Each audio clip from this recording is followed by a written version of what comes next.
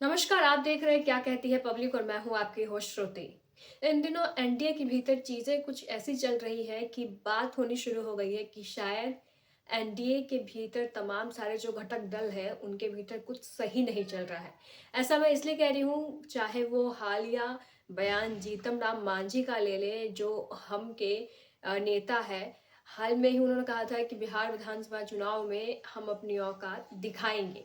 चूँकि सीटों को लेकर वो थोड़ा-सा नाराज़ चल रहे हैं बीजेपी से, चाहे वो झारखंड चुनाव हो या फिर दिल्ली चुनाव हो।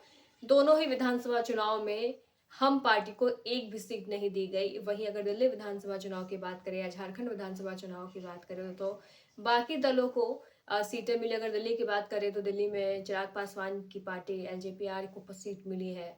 वहीं जदयू को सीट मिली है, लेकिन हमको सीट नहीं मिली। इस पे भी जीतन राम मांझी जो है वो जो बीजेपी से थोड़े नाराज दिख रहे थे। हालांकि उनके बयान आने के बाद तुरंत उनकी सफाई भी पेश होनी शुरू हो गई है। अब बात करने जा रहे हैं जदयू की। तो हाल ही में मणिपुर के एनडीए में कुछ ऐसी घटनाएं घटी है जो देश भर में, चाहे वो बिहार हो चाहे दिल्ली हो, तमाम जगहों पर ये बातचीत तेज कर दी है कि शायद बीजेपी और जदयू के बीच कुछ सही नहीं चल रहा है। ये इसलिए क्योंकि मणिपुर में भी एनडीए की सरकार थी। मणिपुर में भी जो है वो बीजेपी और जदयू एक ही गठबंधन के हिस्सा थे, लेकिन हाल में ही मणिपुर में बीजेपी और जदयू के बीच में कुछ सही नहीं चल रहा है और जदयू ने बीजेपी का दामन छोड़ करके और पार्टी से, सरकार से खुद को अलग कर लिया है। यानी कि बात करें तो मणिपुर में जदयू के 6 विधायक थे, जिसमें से 5 पहले ही भाजपा में शामिल हो गए थे। एक जो जदयू के विधायक है वो हाल में ही बात करें तो एनडीए गठबंधन से अपना था तोड़ के बीजेपी से खुद को अलग कर करके और सरकार से बाहर हो गए। यानी कि बीजेपी के दामन से अपना हाथ खींच लिए। इसके बाद लगातार ये चर्चाएं शुरू हो गई थी कि क्या ये बिहार विधानसभा की ओर इशारा कर रहा है, क्या फिर से एनडीए के भीतर कुछ खलबली मची हुई है, कुछ खिचड़ी पक रही है। तमाम सारी चीजें, चूंकि जदयू पार्टी थी तो जदयू के राष्ट्रीय अध्यक्ष की बात करें तो खुद नीतीश कुमार है जदयू के राष्ट्रीय अध्यक्ष, और तमाम सारी चीजें जो जदयू में होती है, ऐसा कहा जाता है कि जदयू का पत्ता जो है वो नीतीश कुमार से पूछ कर ही हिलता है। तो ऐसे में जब जदयू के का इतना बड़ा कदम मणिपुर में उठाया गया तो देश भर में चर्चाएं होने लगी कि क्या, चाहे वो दिल्ली में केंद्र सरकार से अपना हाथ खींचना हो जदयू का, या फिर बिहार में, ये कयास लगने शुरू हो गए, कई सारी बातें होनी शुरू हो गई।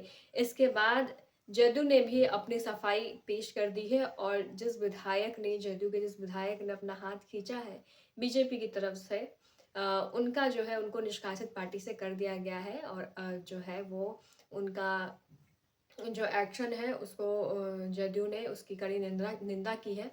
लेकिन तमाम सारी चीज़ों के बाद एक बार फिर से बातें तेज हो गई थी कि ये जदयू और बीजेपी के बीच शायद कुछ सही नहीं चल रहा है। हालांकि अब चीज़ें जो है वो जदयू की ओर से तमाम चीज़ें जो है वो नॉर्मलाइज करने की कोशिश की जा रही है, नॉर्मलाइज की जा रही है। चूँकि अगर बात करें तो जदयू भले ही मणिपुर में हो या फिर दिल्ली में हो, तमाम सारी जगहों पर जदयू, लेकिन जदयू का जो राजनीति का केंद्र है वो राजनीति का केंद्र बिहार में ही है। और इन सारी चीज़ों मणिपुर से या फिर दिल्ली से ऐसी कुछ चीज़ें नहीं उठ सकती है जो कहीं ना कहीं नीतीश कुमार को जदयू के जो राजनीति का केंद्र बिहार में है उसकी राजनीति में इफेक्ट हो, उसकी राजनीति में कुछ असर पड़े। तो चलिए जानते हैं कि ये पूरा मामला क्या है और किस तरीके से चीज़ हुई है जो फिर से एक बार ये सारी चीज़ें कयास लगनी शुरू हो गई है। एक साल से अधिक समय से जातीय हिंसा के कारण चर्चा में चल रहे मणिपुर बुधवार को सियासी कारणों से सुर्खी में रहा। बिहार के मुख्यमंत्री नीतीश कुमार की अगुवाई वाले जनता दल यूनाइटेड के मणिपुर प्रदेश अध्यक्ष बीरेन्द्र सिंह ने राज्यपाल को पत्र लिखकर सूबे की सरकार से समर्थन वापस लेने का ऐलान कर दिया। मणिपुर विधानसभा में जदयू का फिलहाल एक ही विधायक है और उसके भी ट्रेजरी बेंच की जगह विपक्ष में बैठने की खबर ने पूरे पटना से लेकर के दिल्ली की राजनीति में हलचल मचा दी। बिहार चुनाव से पहले इस फैसले के मायने तलाशे जाने लगे तो नीतीश कुमार के फिर से कहीं ना कहीं इधर उधर जाने की बात जो है वो जोर पकड़ने लगी। मणिपुर विधानसभा में भाजपा के पास 32 सीटें हैं जो बहुमत के लिए इनफ है। जदयू के 6 विधायक थे, जिसमें से 5 विधायक जो है वो भाजपा का दामन पहले ही थाम चुके थे। हालांकि नीतीश कुमार ने चीजों को अब बहुत क्लियर कर दिया है।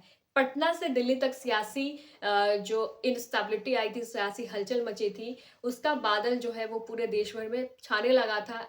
ऐसे में जदयू नेतृत्व ने आनन-फानन में बयान जारी कर वीरेंद्र सिंह को अनुशासनहीनता के आरोप में पार्टी से निष्कासित करने का ऐलान करते हुए स्पष्ट किया कि हम बीजेपी के साथ खड़े हैं।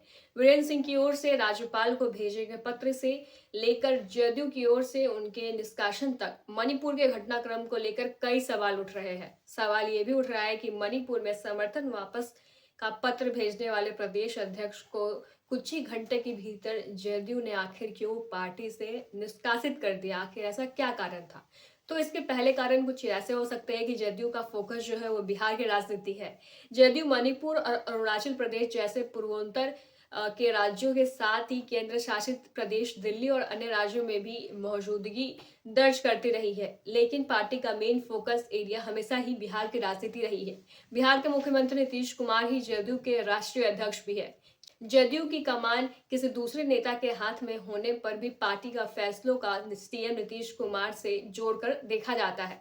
ऐसा कहा जाता है कि जदयू में नीतीश कुमार की सहमति के बिना एक पत्ता भी नहीं हिल सकता है। मणिपुर में समर्थन वापसी के फैसले को भी सीएम नीतीश कुमार से जोड़कर देखा जाने लगा था और कयास तो ये भी लगाए जाने लगे थे कि क्या मणिपुर में जिस तरीके से पाला बदला है वो कहीं और भी उसका असर तो नहीं देखने को मिल सकता है।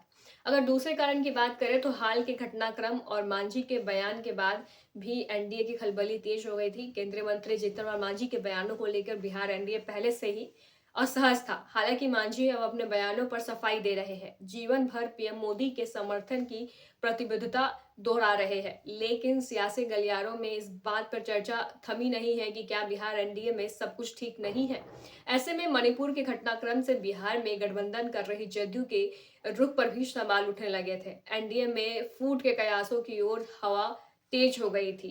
इसका नुकसान चुनाव में कहीं न कहीं उठाने को मिल सकता था। इन सब बातों को देखते हुए जदयू नेतृत्व ने बीरेन्द्र सिंह को पार्टी से बाहर निकालने का आनन-फानन में फैसला कर लिया। तीसरा कारण अगर बता दें तो बिहार चुनाव की मजबूरी भी हो सकती है। बिहार में सत्ताधारी गठबंधन की अगुवाई जो है वो संख्या बल में कम होने के बावजूद जदयू की चुनाव की मजबूरी भी हो सकती है। बिहार में सत्ताधारी गठबंधन की अगुवाई संख्या बल में कम होने के बावजूद भी जदयू कर रही है। सूबे में इसी साल के अंत तक विधानसभा चुनाव होने हैं और चुनावी साल में जदयू नहीं चाहती है कि किसी दूसरे राज्य के समीकरणों का बिहार में गठबंधन पर नकारात्मक प्रभाव पड़े। विपक्षी दल भी एनडीए में फूट का जो मुद्दा है वो लगातार खोज रहे हैं और मणिपुर का घटनाक्रम ये नैरेटिव स्थापित करने के लिए इनफ हो रहा था कि एनडीए के भीतर कुछ सही नहीं चल रहा है। यह भी एक वजह रही होगी कि जदयू ने आनन-फानन में वीरेंद्र सिंह से इस्तीफा मांग लिया, वीरेंद्र सिंह को पार्टी से निष्कासित कर दिया। ये सब तमाम जो है वो कारणें हो सकती है कि जदयू को आनन-फानन में इस तरीके का फैसला क्यों लेना पड़ा और अब जदयू जो है वो अपने चारों तरफ से जो है अपना स्पष्टीकरण जारी कर रही है और मणिपुर की जो चीज़ें हुई है उसको किसी भी हाल में जदयू जो है वो बिहार की राजनीति पर असर नहीं होने देना चाहती है, क्योंकि भले ही जदयू पूर्वोत्तर वाले राज्यों में भी है, दिल्ली में भी जो है वो अपनी प्रेजेंस दर्ज करता है, लेकिन जदयू के लिए हमेशा से मेन फोकस राजनीति का बिहार रहा है। 20 सालों से जदयू के राष्ट्रीय अध्यक्ष नीतीश कुमार बिहार के मुख्यमंत्री रहे हैं। ऐसे में जदयू किसी भी प्रकार का अभी जोखिम नहीं उठाने के हालात में है। आपकी इस खबर में क्या राय है? हमें कमेंट करके जरूर बताएं। हमारे साथ जुड़ने के लिए बहुत बहुत धन्यवाद।